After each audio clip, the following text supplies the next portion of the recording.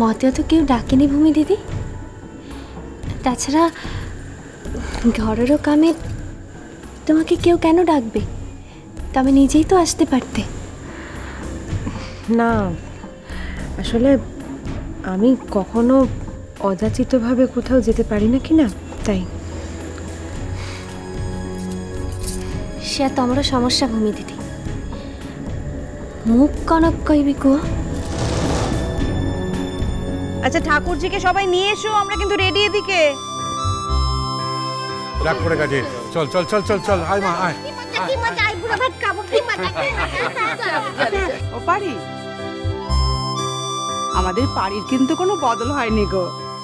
তবে শোনো, এখন কিন্তু বিয়ে হবে, এখন কিন্তু আগের মতো করে চললে হবে না। এখন তোমাকে বুঝে শুনে বুদ্ধি করে চলতে হবে গো।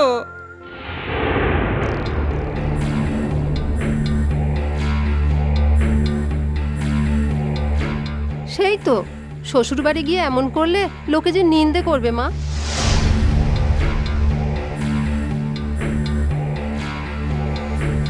বলা যায় না, ঘুরিয়ে দিয়ে যেতেও পারি।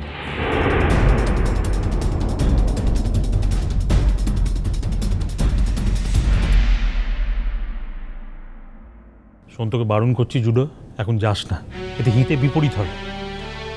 এক অমর্ত্য ডাকলে যদি আসে। কিরে ভাই, মান খুইয়ে একবার ডাকবি? আরে কার কাছে মান খোয়াবি বলতো? নিজের সবচেয়ে কাছের মানুষটার কাছেই তো।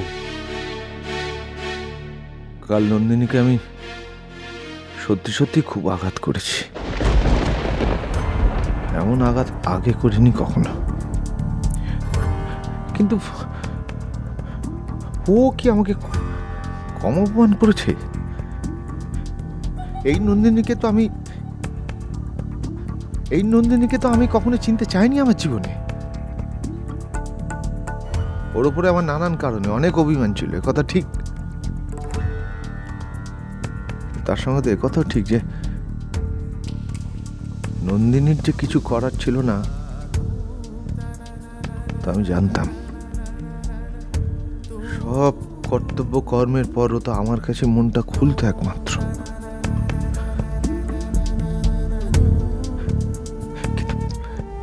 কিন্তু পারিও তো আমার জীবনে আজকে একই রকম ভাবে সত্যি। এই সত্যিটাকেও তো আমি অস্বীকার করতে পারবো না। করিও তো নি নন্দিনীর কাছে। ওর তো বোঝা উচিত ছিল যে পারিকে ভালোবাসা মানে নন্দিনীকে ভালো না বাসা নয়।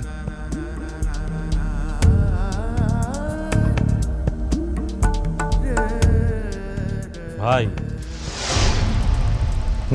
দেখ ভাই, নন্দিনী যে সবকিছু থেকে নিজেকে গুটিয়ে রেখেছে, এটা যে তোরও ভালো লাগছে না সেটা তোর মুখ দেখে আমরা সবাই বুঝতে পারছি। তুই কিন্তু একমাত্র পারিস নন্দিনীকে আবার আগের নন্দিনীতে ফিরিয়ে আনতে। জানা ভাই। আচ্ছা না হয় একটু খারাপ কথা বলবে, সহ্য করতে পারবি না? দেখ দেখ তুই একবার গেলেই প্রবলেমটা সলভ হয়ে যায়, আবার সেই আগের মতো জমজমাট নন্দিনী। হ্যাঁ কি বল জুডা? আমি যেতে পারতাম, কিন্তু আমি গেলে তো হবে না। আগে কি কম চেষ্টা করেছি আমি?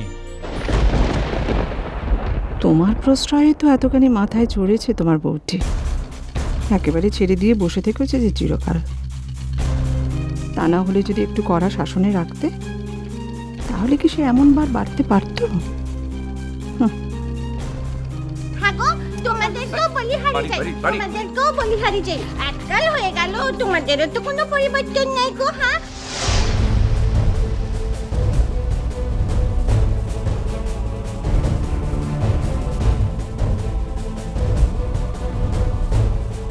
আমি পাগল ছাগল মানুষ বলে আগেও যেমন হালা চিন্তা করতে, এখনো সেরকম করছো। আমার বাপের পয়সা আমাদের বাড়িতে গান্ডে পিন্ডে গিলতে এসেছো, আবার আমাকে এই কথা শোনাচ্ছো। আমাকে শ্বশুর ঘর থেকে যদি ঘুরিয়েও দেয়, তোমাদের ঘরে তো থাকতে যাবো না গো, থাকবো তো আমার বাপের ঘরে। তাহলে এত কথা কিসের? দেখি আর খেতে হবে না, খেয়েছি।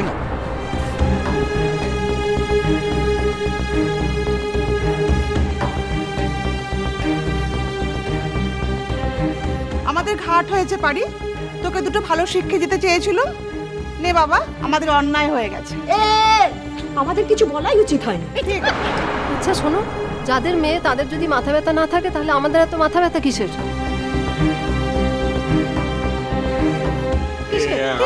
আমি পারি হয়ে আপনাদের সবার কাছে ক্ষমা চেয়ে নিচ্ছি। প্লিজ ওর কথা কেউ ধরবেন না, আপনারা জানেন তো ওর কথা আমরা কেউ ধরি না। ওরাই বা কি ভালো কথাটা বললেন? শুধু শুধু খুঁচিয়ে ঘা করার কি দরকার ছিল বলো তো? ছাড়ো তো দিদি ভাই, যেমন বলেছে তেমন কথা শুনেছে।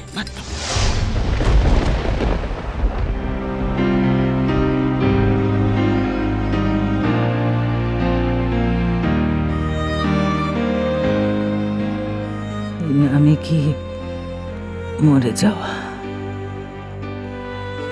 মৃত্যু মৃত্যু কি এতই কষ্টের?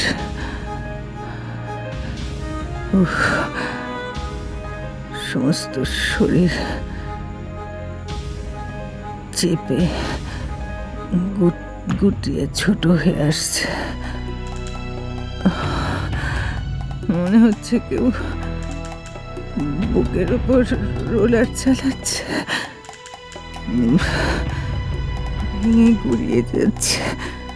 গুড়িয়ে যাচ্ছে বুকের ভেতরটা।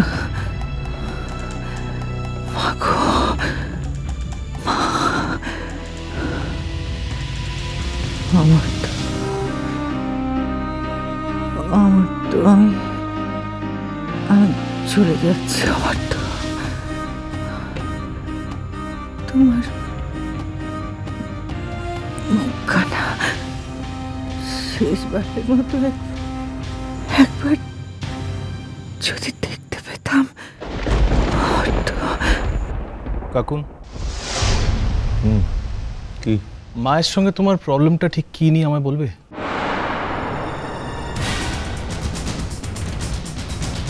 না, আমি কাকুন অ্যাকচুয়ালি বুঝতে চাইছি ব্যাপারটা। কি প্রবলেম তোমাদের প্রবলেমটা কি কাকুন? ইস্যুটা ঠিক কি?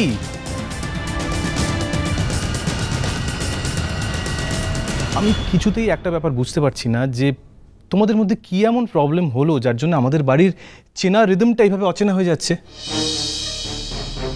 হোয়াটস দ্য প্রবলেম কাকুন, তাও এই উৎসবের আগে? একেবারে ঠিক প্রশ্ন। তবে এই প্রশ্নটা গোবাচারা আমার ভাইটাকে না করে তোর মাকে করলে পারতিস জুটো। আমার ভাইয়ের তো কোনো দোষ ছিল না, তোর মাই তো ওকে চিরকাল ভুলিয়ে রেখেছিল। এখন আর তার মোহিনী মায়ায় আমার ভাই ভুলছে না, তাই তো এত রাগ তেজ।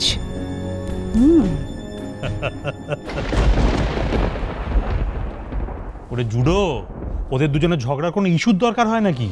হ্যাঁ, নন্দিনী অমর্ত্যর জন্য একটা শার্ট কিনে এনেছে, আর সেই শার্টটার ক্যাটের রং বলে অমর্ত্য পড়তে রিফিউজ করেছে। সেই নিয়ে ঝগড়া করে 15 দিন দুজনের কথা বন্ধ, আমার নিজের চোখে দেখা।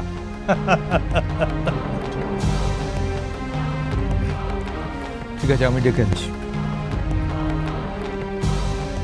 যাও মান ভাঙাও, এখন তুমিও হয়েছো আমার তেমনই ভাইটি। যা ভাই, তাই যা, গিয়ে ডেকে নিয়ে। ওফ, এইবার বাড়িতে একটু শান্তি ফিরবে বলে মনে হচ্ছে।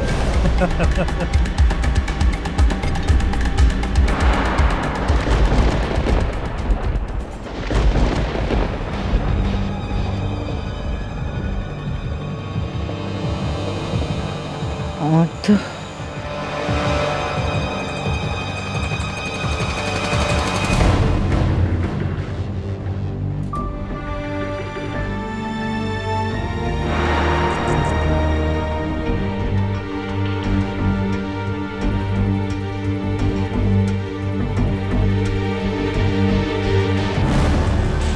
নন্দিনী,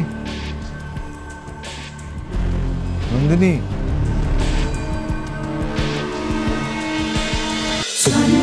বাজে জন্মপথ।